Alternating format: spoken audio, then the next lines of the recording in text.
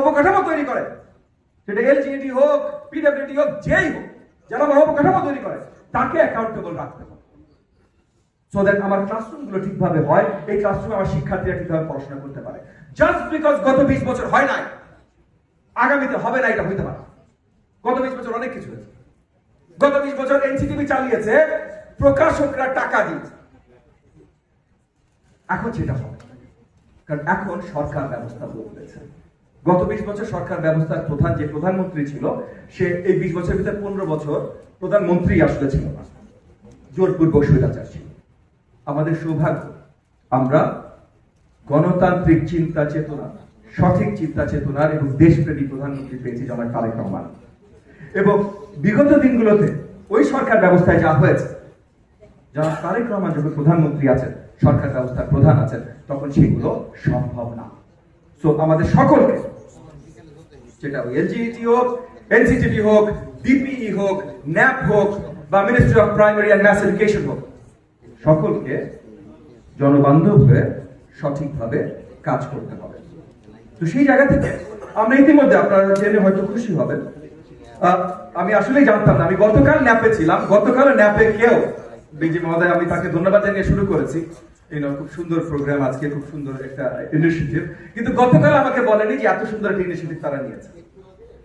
এখানে একটা exchange of information অত্যন্ত গুরুত্বপূর্ণ। আমরা লুকিয়ে লুকিয়ে কাজ করলে লাভ হবে না তো ভাই, সবাই মিলে এসে কাজ করতে হবে। আপনার 412টা খেলা স্কুলে দিয়েছেন, করেছেন, ফিডব্যাক নিয়েছেন, এটা বিশাল ব্যাপার। মন্ত্রণালয়ে একটা দায়িত্বে আমি আছি, আমি আজকে জানলাম, এটা অত্যন্ত দুঃখজনক। ঠিক আছে, বলতে পারেন পার্সেলি আমারও দোষ, আমি 10 বার আপনাদের ইন্টারোগেট কেন করি নাই, আগামী দিনগুলো আরো বেশি ইন্টারোগেট করবো, কিন্তু আপনারাও জানানো উচিত ছিল, কারণ এটা it's a wonderful initiative, it deserves praise. এই কাজগুলোই আমরা করার জন্য এগিয়ে যাচ্ছি, এবং আমরা একদিকে যেমন নীতি নির্ধারণের জায়গায় এগিয়ে যাচ্ছি, তেমন একই সাথে তাল মিলিয়ে আমার ন্যাপ এবং আমাদের পার্টনার যারা আইএনজিও পার্টনার আছে, সেভ দ্য চিলড্রেন, তারা এগিয়ে যাচ্ছেন। আমি জানি ব্র্যাকও এই ধরনের কাজ অনেক করেন। উত্তেজিত হওয়ার কিছু নেই, আমি বক্তৃতা দিচ্ছি, একটু জোরে হয়ে যেতে পারে, আপনারা কইছিলাম স্যার। তো এই জায়গায় আমাদের এক্সচেঞ্জ গুলো গুরুত্বপূর্ণ। বাট যেটা বলছিলাম, আপনারা সেটা খুশি হবে, ইতিমধ্যে মন্ত্রণালয়, মোখলেস স্যার আজকে এখানে উপস্থিত আছে, আমাদের উন্নয়ন বিভাগের পরিচালক মোখলেস স্যার, আমাদের এডিশনাল সেক্রেটারি মোখলেস স্যার ইতিমধ্যে একটা ইনিশিয়েটিভ নিয়েছেন যে এই যে লার্নিং আমাদের এই যে খেলার মাধ্যমে শেখা, এইটাতে কি কি ধরনের খেলা এবং খেলনা হতে পারে, এটা রিলেটেড একটা পাইলট নামানোর ইনিশিয়েটিভ ইতিমধ্যে মোখলেস স্যারের দপ্তর থেকে নেওয়া হয়েছে। সো মোখলেস স্যারের জন্য তাড়াতাড়ি। সো মোখলেস স্যার, আপনি জেনে আজকে নিশ্চয়ই খুশি হয়েছেন যে আপনি যে পাইলটটা নিয়েছেন, ইতিমধ্যে সেটা নিয়ে নেওয়া কাজ শুরু করে দিয়েছে। সেভ দ্য চিলড্রেনকে একটা ধন্যবাদ। তো জি,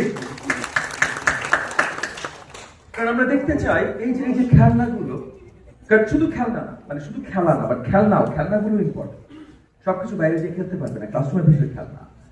গণিত শিখবে, খুব কিছু সিম্পল শেপস দিয়ে গণিত খুব সহজে শিখতে পারে, তখন প্র্যাকটিক্যাল লার্নিং হবে, ক্রিটিক্যাল থিঙ্কিং এবিলিটিটা বাড়বে, যেটা আমরা আমাদের শিক্ষার্থীদের দিতে চাই।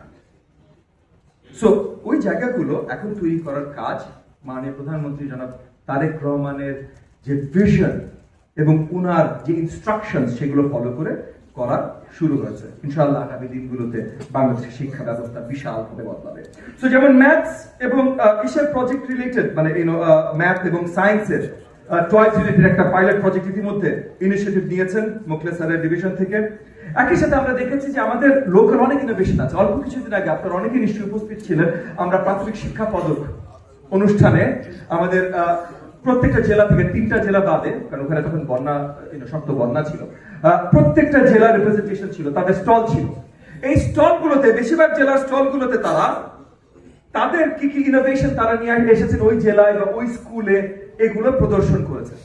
এখানে আমরা দেখেছি ইনোভেটিভ অনেক লার্নিং টয়স, মানে এরকম অনেকগুলোতে ছিল ভিন্ন ভিন্ন, জাস্ট লুডুর মাধ্যমে তারা অনেক কিছু শেখাতে সক্ষম হচ্ছে, জাস্ট লুডুর মাধ্যমে। এখানে কি কেউ আছেন যারা ওই লুডু, এই যে কয়েক স্যার একটা হাত তুলেছে, হ্যাঁ স্যার, হ্যাঁ thank you sir, ludo sir বসেন, এখন অসুবিধা নেই, থ্যাংক ইউ, আপনাকে অসংখ্য ধন্যবাদ। এরকম অনেকে ছিল, ওই যে লুডু যেমন সাপ সিঁড়ি আছে, ওই যে সাপ আপনাকে খেয়ে ফেলবে, সিঁড়ি দিয়ে আপনি উঠে যাবেন, এগুলো দিয়ে তারা বিভিন্ন জিনিস শেখানোর ব্যবস্থা করেছে। Historical age. হ্যাঁ, আমি আমার মনে হয় আমার দুই ক্যাবিনেটের ভাইয়ের এখানে একটা স্ট্রেঞ্জ কিছু একটা ধারণা আছে আমার সম্বন্ধে, যে আমি বোধহয় অন্য কোনো গ্রহ থেকে এসেছি। মানে আমার খুব কাছের বড় ভাই মিলন ভাই মাঝে মধ্যে এই ধরনের কথা বলেন, ববি তুমি কি মাছ দেখেছো? না মানে উনি অনেক মজা করেই বলেন। আপনারা মিলন ভাইয়ের সাথে আপনারা সকলেই পরিচিত। উনি যখন বক্তব্য দেবেন তখন আরো ভালোভাবে পরিচিত হবেন। উনি খুব মজা করে কথা বলেন, কথা বলতেই পছন্দ করেন মজা করে। এবং আমি তো আর আমাদের যুব এবং ক্রীড়া প্রতিমন্ত্রী সম্বন্ধে বেশি কিছু বলার দরকার নাই। উনি ওনার পায়ের কারুকার্য দিয়ে পুরো বিশ্বব্যাপী ওনার পরিচিতি ইতিমধ্যে দিয়ে দিয়েছেন। আজকে যখন মাইকে আসবেন তখন ওনার মুখের কথা কারুকার্য আপনাদেরকে বিস্মিত করবেন ইনশাআল্লাহ।